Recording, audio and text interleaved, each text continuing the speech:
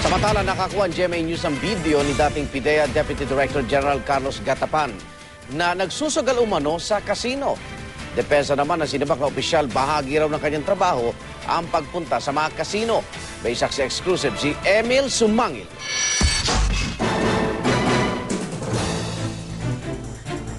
Sa amateur video na ito nakuha sa isang kasino, makikita ang sinibak na Deputy Director General ng Philippine Drug Enforcement Agency na si Carlos Gatapan bilang ang nakaputing polo barong na ito.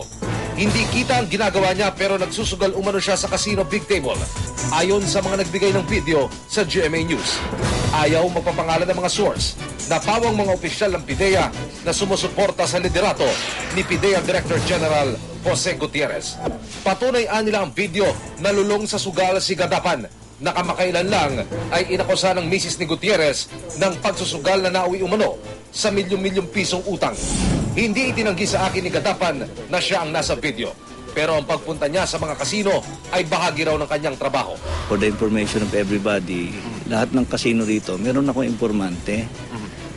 Dahil kasi kailangan natin ang informante dito sa mga lugar na to dahil ang money laundering ay ginagamit ng kasino. Giit ni Gatapan, mga kasama raw niya sa Philippine Military Academy na ngayon nagsisilbi rin sa PIDEA ang nasa likod umano ng black propaganda. Nandito yung mga big time dito sa kasino. And therefore, kailangan i-build natin yung mga network natin. At hindi yung magtsatsaga-tsaga tayo sa mga street level.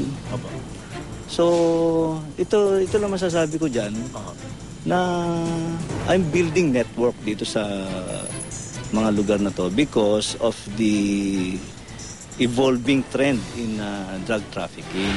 Binabalikan lang daw siya dahil sa mga ibinulgar niya sa PIDEA tulad ng hindi maayos umanong pamamalakad sa budget ng ahensya. Nauna nang iginit ang palasyo na loss of confidence ang dahilan ng pagkakasibak kay Gatapan. Nagpapasabog na ako rito ng bomba gusto na i-counter siguro. At hindi naman sila magtatagumpay dahil kasi ako, totoo itong mga sinasabi ko.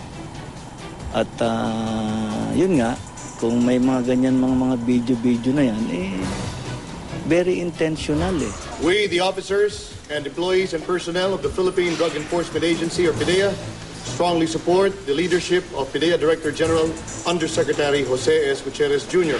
Nagpalabas naman ng manifesto of support ang mga opisyal at empleyado ng PIDEA kay Gutierrez at sa kabila ng hinaharap na kontrobersya ng ahensya.